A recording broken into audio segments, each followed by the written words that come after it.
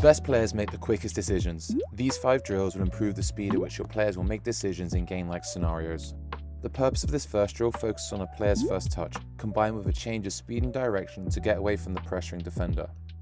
For the setup, you'll need to create 2 gates 6 yards apart, 2 cones in the middle opposite each other, and a soccer ball. The red number 8 will be the defender and start with the ball and pass it to the blue number 8, who is the attacker. As soon as the pass has been played, the defender can press to try and win the ball back. The attacker must try to dribble through either of the gates to score a point. If the defender is able to win the ball back and dribble through the gate opposite to the one the attacker tried to dribble through, then they will get 1 point. The attacker should really focus on their body position and the direction of their first touch. They need to make sure they keep their head up to see how the defender is pressuring them. This will allow the attacker to decide to accelerate through the gate or use some body feints with a changes of speed and direction to keep the defender guessing. Dribbling with a purpose is a really important skill. Players need to quickly find spaces to attack before the defender shuts them off. Escape the circle drill is a great way to encourage players to do this. For the setup, you'll need a 6-yard circle with 3 gates, 1 attacker and 3 blockers. The blue player will start with the ball in the middle next to the tall cone, with the red 2 players acting as the blockers.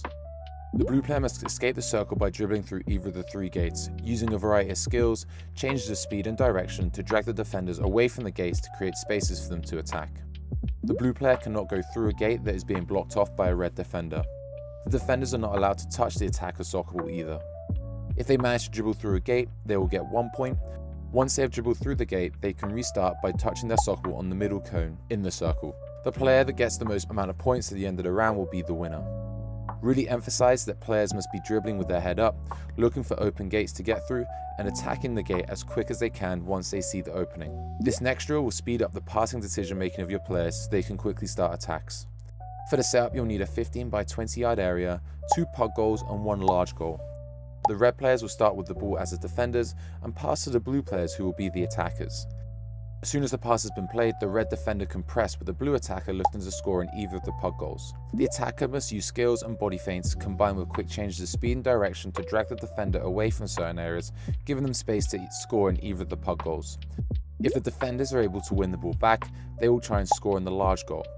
Emphasize to the attackers that the puck goal represents players and game scenarios, so as soon as you see it opening, play that pass into the puck goal as soon as possible. The team that scores the most points at the end of the round will be the winners.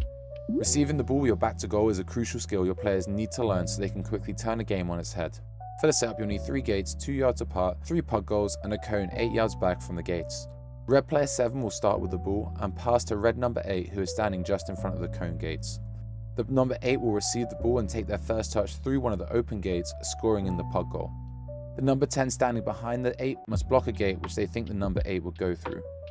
If the attacker is able to score in a puck goal, they will get 1 point. However, if the defender is able to block the gate the attacker is going through, they will get 1 point. The player who passed the ball will now become the player receiving the ball. The player receiving the ball will now become the blocker, with the blocker now becoming the passer. This is a great way for your players to get a lot of repetition playing on the half turn. Really make sure your players are checking their shoulder before they have received the ball and highlight how they can disguise the direction of their touch using their body position. This last drill will really put your players' decision making skills to the test with this 2v1 gauntlet. For the setup, you'll need a 25 by 35 yard area divided into thirds, 5 small goals with 1 large goal. The red team are the attackers and they will start with the ball. The red players must work together in their pair to get through each of the sections, with 1 defender in each section. They will get a point by scoring a goal against the goalkeeper. However, the attackers can only take a shot when they make it to the final section. The defenders must stay in their designated areas as well. If the blue defenders win the ball, they can score in any of the puck goals for 1 point.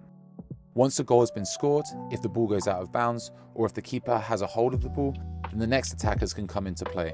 Players will need to play with their heads up and try to make the best decision in that moment, whether it be dribbling to attack the space, using a skill to beat the defender, or passing to a teammate. The setup allows for a fast-paced competitive scenario that is match realistic. This is also one of my favorite drills that I use along with these other 4 drills to stop players from bunching as well. Like, subscribe, peace.